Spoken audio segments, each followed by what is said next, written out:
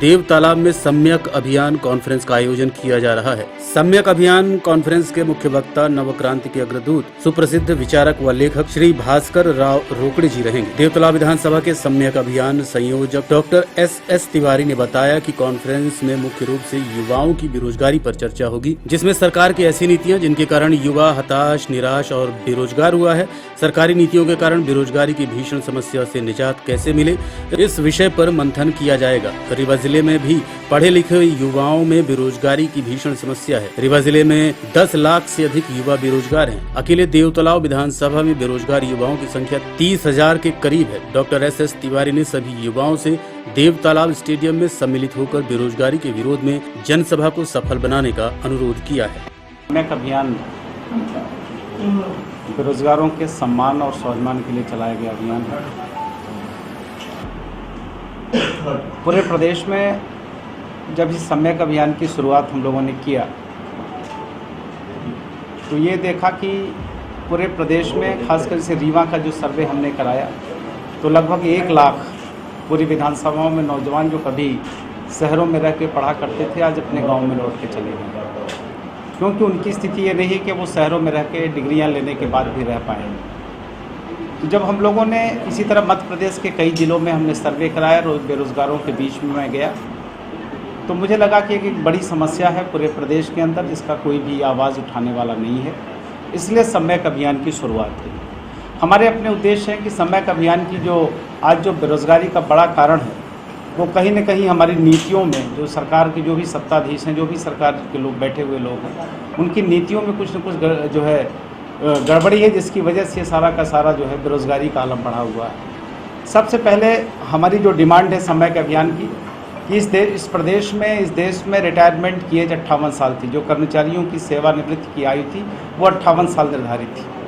अभी वर्तमान में उसको जो है बढ़ाते बढ़ाते 65 साल कर दिया गया है।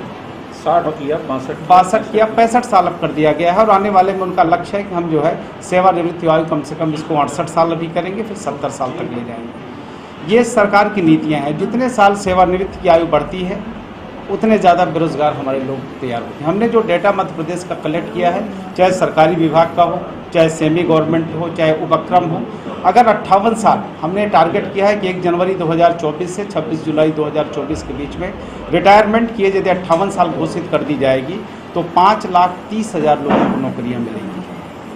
ये एक बड़ा इशू है जिसकी वजह से लगातार हमारे बेरोजगार बढ़ते चले जा रहे हैं। और अगर ये सरकारें इसलिए नहीं करती हैं कि उनका ये कहना है कि हमारे पास एक मुश्त देने के लिए राशि नहीं है, एक मुश्त देने की राशि नहीं है, इसलिए जो है वो रिटायरमेंट की एज बढ़ाते चले जाते हैं। मैंने जो है उनसे भी बात किया जो 62 और 65 साल के लोग हैं, उनसे भी मैंने पूछा कि आपको नौकरी करना बहुत अच्छा लगता है। उन्होंने कहा मेरे सामने समस्या इस बात की है कि मेरा बेटा बेरोजगार है, मेरे घर की जिम्मेदारियां हैं, मेरे पास व्यवस्था नहीं है, इसलिए मुझे 65 साल में भी नौकरी करनी पड़ती है। तो जो नौकरी कर रहा है वो भी नौकरी करने को तैयार नहीं है और नौजवानों को आप काम देना नहीं चाहते हैं। हम चाहते हैं कि रिटायरमेंट की एज फिर से 58 साल घोषित की जाए। दूसरा हमारा इशू है सबसे ज़्यादा समान कार्य समान वेतन। 1948 में संसद में न्यूनतम मजदूरी अधिनियम पारित हुआ और न्यूनतम मजदूरी अधिनियम पारित होने के बाद हमारे लिए श्रमिकों के कलेक्टर रेट में रेट तय की गई कि इससे कम हम मजदूरी अधिनियम में श्रमिकों को नहीं दे सकते हैं। लेकिन जो हमारे शिक्षित बेरोजगार हैं, जो हमारे शिक्षक हैं, इंजीनियर्स हैं, लिपिक वर्गीय है और जो डिपार्टमेंट के लोग हैं, इनके लिए कोई अधिनियम नहीं है। आज भी प्राइवेट स्कूलों में आपको 5,000 में शिक्षक पढ़ाते हुए मिल जाएंगे इसी रीवा में। इंजीनियर्स आपको 8,000 रुपये में नौकरी करता मिल जाएगा। यानी दूसरी चीज़ हमारी है कि समान कार्य समान वेतन हो और न्यूनतम वेतन अधिनियम लागू की जाए। किसी बेरोजगार को इतना पैसा तो दिया जाए जिससे अपने परिवारों का भरण पोषण कर सके, इसलिए हम न्यूनतम वेतन अधिनियम की मांग करते हैं। सम्यक अभियान का तीसरा सबसे बड़ा विरोध है कि आउटसोर्स एजेंसी के माध्यम से पूरे मध्य प्रदेश में 9,60,000 आउटसोर्स एजेंसी के माध्यम से लोग काम कर रहे हैं। अब आउटसोर्स एजेंसी क्या है, टेंडर डालती हैं, कॉन्ट्रैक्ट लेती हैं। अगर उनका कॉन्ट्रैक्ट 16,500 में फाइनल होता है तो हमारे नौजवान साथियों को 10,000 रुपये देते हैं, 11,000 रुपये देते हैं और कह देते हैं कि इसके लिए जो है आपको काम करना हो तो करिए, नहीं करिए। अब वो बेरोजगारी के आलम में वो 10-11 हज़ार में काम करता है, यानी कि नौजवानों की सीधे दलाली चल रही है। यानी 16,500 उसी व्यक्ति का कॉन्ट्रैक्ट रेट है, आप उसको 10,000-11,000 लेकर नौकरी कर रहे हो। तो हम ये चाहते हैं कि मध्य प्रदेश में 1 जनवरी 2024 के बाद किसी की सरकार हो, किसी की सत्ता हो, किसी का मुख्यमंत्री हो, लेकिन उसको ये बात करनी पड़ेगी कि वो आउटसोर्स एजेंसी के माध्यम से नौजवानों को होने वाली दलाली बंद की जाए। तो ये जो हमारे टारगेट हैं, चौथा टारगेट है कि जो अभी लेबर एक्ट में संशोधन कर दिया गया। लेबर एक्ट में जब कभी इंडस्ट्रीज में काम होता था आज़ादी के बाद, यानी आज़ादी के पहले अंग्रेज थे, उन्होंने जो है 12 घंटे की शिफ्ट ड्यूटी बना के रखी थी कि किसी भी जो है कंपनी में, किसी भी इंडस्ट्री में 2 शिफ्ट में नौकरियां होंगी। 12-12 घंटे की शिफ्ट थी। Doctor B.R. अम्बेडकर जब इस देश के तत्कालीन लॉ मिनिस्टर थे तो उन्होंने इस बात की स्टडी की कि जो हमारी ये शिफ्ट ड्यूटी है वो 12 घंटे की नहीं है, वो 16 घंटे की है, क्योंकि कोई श्रमिक या उस इंडस्ट्री में काम करने वाला इंजीनियर या अधिकारी 12 घंटे ड्यूटी नहीं करता है। वो उस कंपनी के बिहाफ आप 2 घंटे पहले घर में तैयार होगा, नहाएगा, खाना खाएगा, रास्ते में करेगा, वो 2 घंटे भी उसी कंपनी के लिए देता है और नौकरी खत्म करने के बाद 2 घंटे और कंपनी के लिए देता है, यानी 16 घंटे की ड्यूटी वो करता है। तो उन्होंने हिंदुस्तान के लेबर एक्ट में संशोधन किया कि इस देश में इंडस्ट्रीज में शिफ्ट 3 चलेंगी। 8-8 घंटे की शिफ्ट उन्होंने बनाई।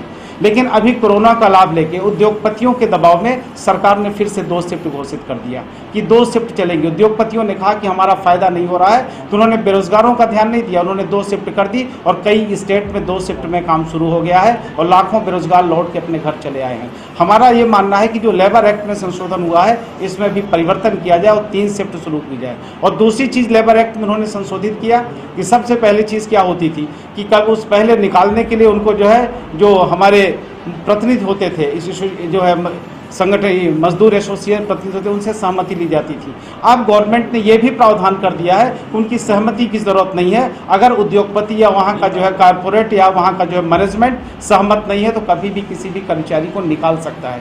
ये सारे इशूज़ हैं जिससे कि बेरोजगारी तेज़ी से बढ़ी है और हमारे बेरोजगारों के पास विकल्प नहीं है।